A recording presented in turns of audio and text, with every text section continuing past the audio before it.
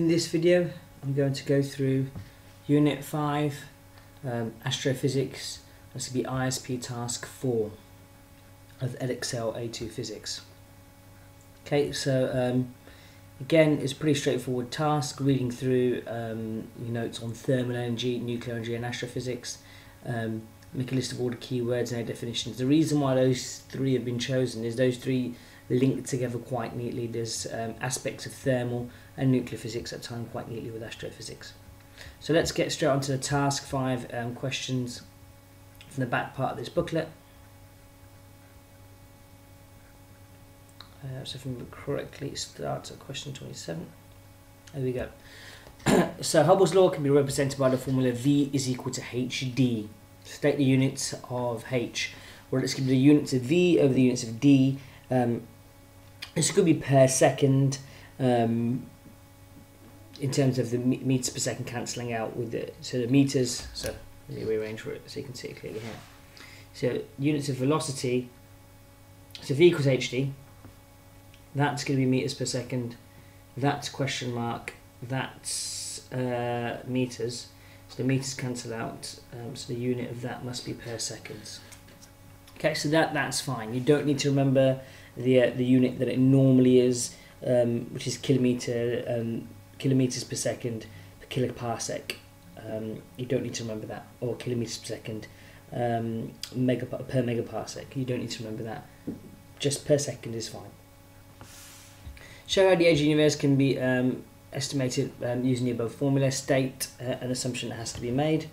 Okay, so it's the main rearrangement of that formula is V is equal to HD, and you use it alongside the idea that distance is equal to velocity times multiplied by time. That's the idea that you've got to use alongside it. Okay, if you use those two equations alongside each other, okay, you can use this to figure out time. So time is going to be distance over velocity. Okay, so 1 over h is going to give you time, essentially. So that's what we're trying to do. The assumption, which is the final part of this question, final part of this 4-mark question, is that the time they're actually after, well, the time we're actually trying to figure out here is the time since the Big Bang, and also the fact that all the galaxies are travelling at a constant speed and there's no major gravitational forces acting here. Okay, so they're your two main assumptions that you're making. So all galaxies are travelling at constant speed, and the time we're figuring out is time from the Big Bang. Okay, 28. In the fast breeder reactor, nuclear formation of uranium absorbs a neutron to produce uranium 23992. Okay, so you can see it's taking in a neutron.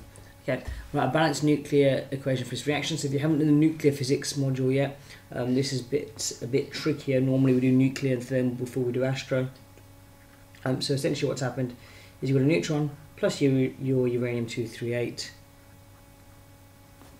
and that leads to a uranium 239. Okay, it's a pretty standard reaction in terms of what's happening there. Okay. The uranium 238 undergoes a beta minus decay to form neptunium. Write a balanced equation for this reaction. Okay, so in terms of a balanced equation for this reaction, all they're looking for is what comes in, what comes out. So we'll go through the questions we've been through, and also show the balanced equation for this, so I can show you correctly the symbol for a neutrino that we have there. Okay, so you can see the one from before. Okay, so what I've missed off there is the numbers. Make sure you keep that in yours. Essentially, it will be 1 mark for the numbers and 1 mark for the letters in the right place. There's a bit that I said before for the previous question. And the beta decay one, you've got uranium 239 giving out a beta particle and a neutrino, sorry, an electron neutrino, and you can see the minus that you've got in front of there, and the isotope it's become. So you need all 6 numbers correct, and you need to get the fact that this is an anti-neutrino. Okay, not just a neutrino. Sorry, it's not an electron neutrino. It's an anti-neutrino. I said that incorrectly. Thought there was an E down there, but there isn't. It's just an anti-neutrino. It was my cursor hovering over it. It's an anti-neutrino. The bar on top, remember, lets you know it's an anti. It's an anti-neutrino, and all 6 numbers are correct. Would get you the 2 marks, the 3 marks available for that, as long as you've got this idea here as well. All right. Next part of question 28.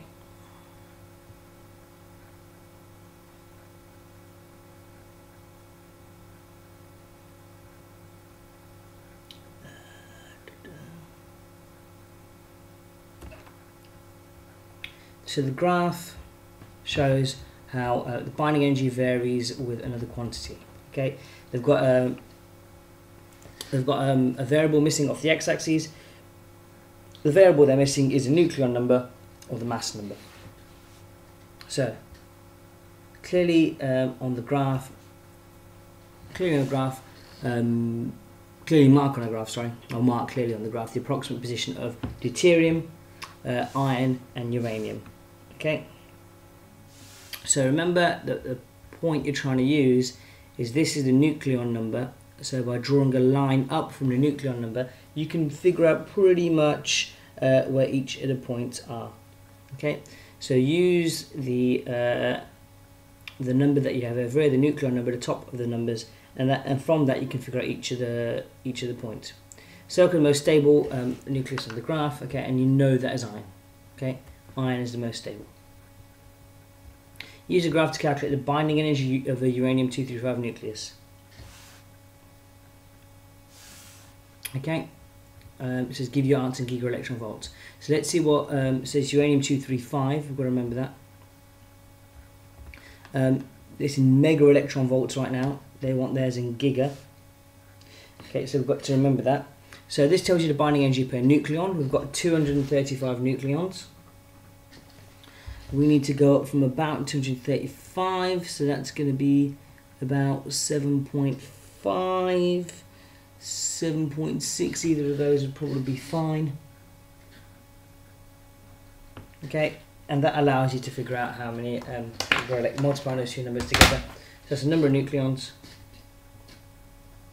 number of n, and that is mega electron volts per n. So if we multiply those 2 numbers together, 235 times by 7.5. Okay, so that's mega electron volts. That's that number of mega. Let's get the unit in there. You go, mega electron volts. Now they want that in giga electron volts. Okay, so we need to take 3 back. So you end up with about 1.76 giga electron volts, or 1.8. Nice question to get. A lot of people forget to multiply by the number of nucleons, because remember this is binding energy per nucleon. That's the key bit there. Key factor of this graph.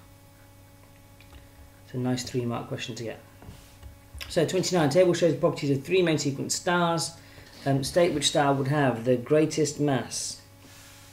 Okay, so that's going to be Cas, Gamma Cas at the bottom over there. It would have the greatest mass from the fact of its luminosity and temperature, and spend the greatest time on the main sequence.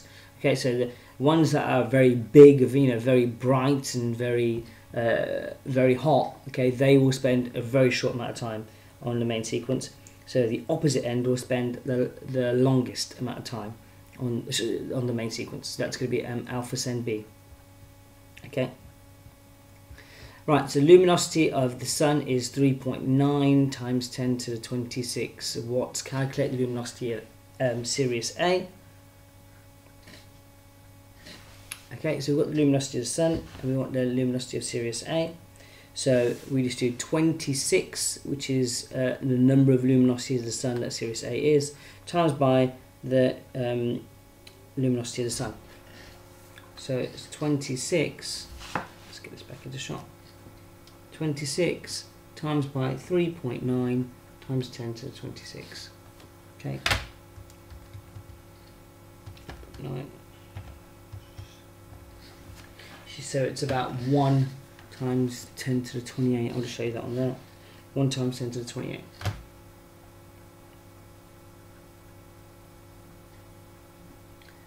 Watts. Okay. So, show that the area of Sirius A is approximately 2.5 times 10 to the 19 meters squared. So we want A. A is going to be our question mark. We know L, 1 times 10 to the 28 watts. Other information we have about Sirius A is its temperature. Okay, up here. It's already in Kelvin, so that's perfect.